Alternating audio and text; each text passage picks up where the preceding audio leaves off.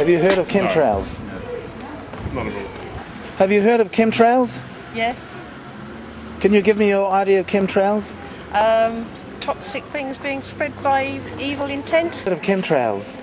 Yes, I have, and I heard about it from Pushy Bar. Somebody told me about them. Are they those clouds that look like lenticular clouds in the sky? Yes. Chemtrails? No. Okay, thanks very much. Thanks, dear. Do you know about chemtrails? No, but I don't want to. No. No. No? Yes, I have. You have? Yes, in the news media.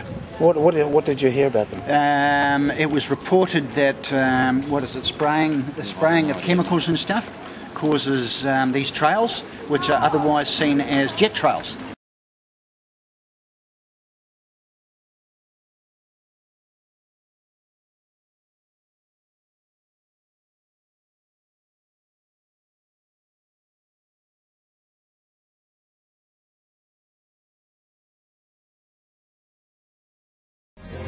Welcome back to the Nuclear Medical Report. And Dane, you mentioned off here just a moment ago a couple of issues. Firstly, a crop collapse. The farmers are suffering. The trees are dying. The orchards are dying. And as they put these high particulate nuclei, they're literally putting these clouds up, and it doesn't rain. And what's happening is the rain that does fall is toxic heavy metal rain that's going to destroy everything. And virtually no one disputes that fact, that geoengineering will cause drought. It will where the particulates are dispersed, which seems to be heavier on the west coast, it will diminish and disperse rainfall. Even the proponents of geoengineering do not dispute this fact, and we have seen in the last 4 years in the North State, as these programs were ramped up, as the metal counts went up, the rain went down. From 4 years ago, we had 100 inches of rain. As soon as the spraying ramped up, we dropped to 45 inches. Next year, 44. This year, on track to be drier yet still. And again, the more condensation nuclei, the more fine particulates are in the upper atmosphere. It does not allow the rain droplets to combine and fall as rain, but migrates that rain somewhere else where it comes down in a deluge. Virtually all the geoengineering data from MIT, Scientific American, New Scientist, these are mainstream agencies, do not dispute this effect, and we have seen it firsthand here. So literally do not get much rain, but the rain that does fall is highly toxic.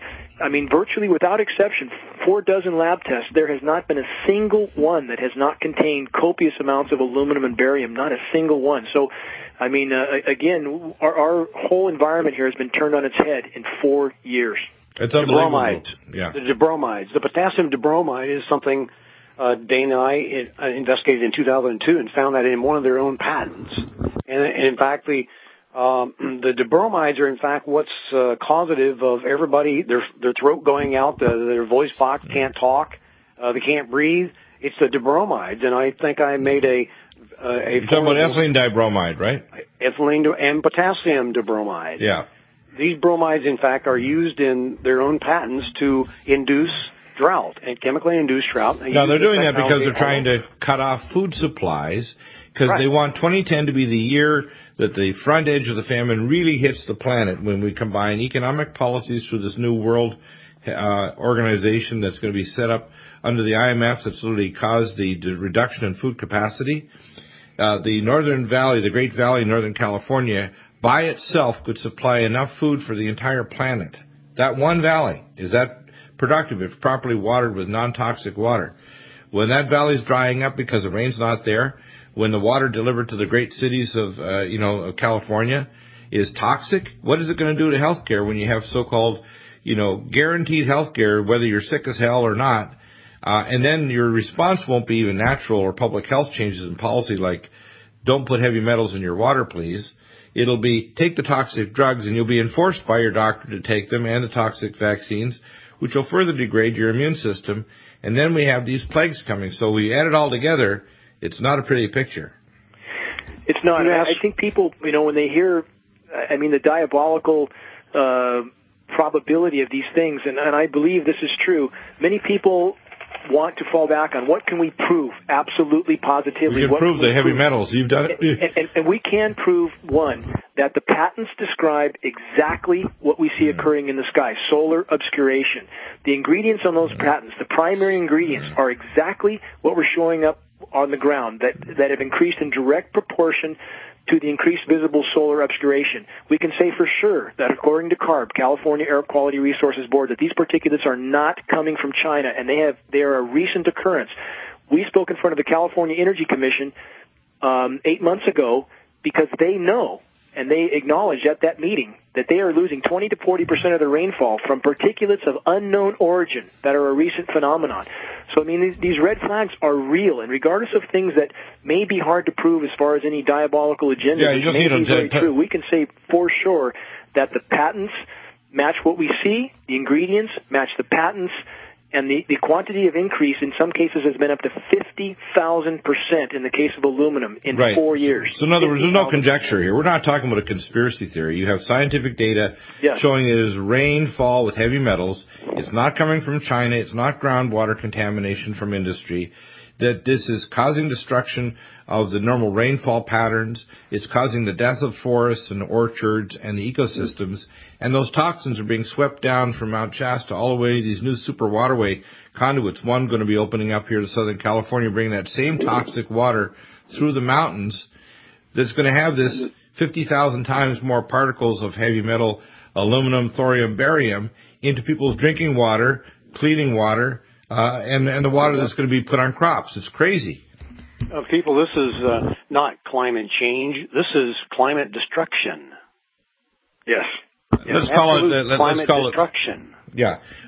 We'll call it aerosol-armageddon, you know. This is the aerosolation of the Earth to geoengineer the climate so literally it can't support life.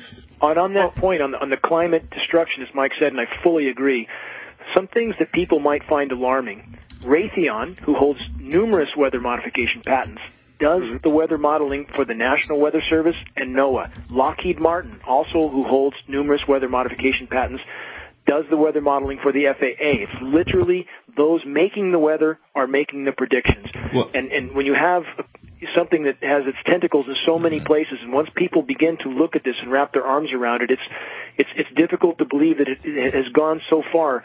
But again, the amount of weather disruption we have seen here in the North State, again and again and again and again, when rain is predicted, it either does not come at all, or it comes very sparsely, and our skies look like a volcano went off. It looks like a forest fire is burning, but it is not cirrostratus. It is not cumulus. I mean, it is simply a toxic-looking overstory of dispersed trails. And again, the effect here on solar power and people that think they're doing things to save the planet. I mean, that's my background. Right. Literally, with a huge solar system, my home was on the cover of the world's largest renewable energy magazine. I cannot make it anymore with a huge system because the sun is so obscured so much of the time that it's virtually knocked out 50% of my ability to charge. So here, how can we possibly make any conversion to renewable energy when we're literally blocking the sun that we need to do it with, toxifying the water, changing the soil pHs, filling our lungs with particulates? I mean, there is no positive anywhere in this equation. That's the shadow of Rockefeller, by the way. Wow, that's amazing. It's obvious that the end game is now in play. Well, it would seem that at the same time, you know, it's climate destruction, and actually, if one would want to consider this just for a moment, it is an extinction-level event potential. For the first time, I see that many things, in fact, are in that barrel of things that could just completely go forever, and we would never know that they were gone until it was too late, until their functionality in the ecosystem, in fact, became very, very apparent.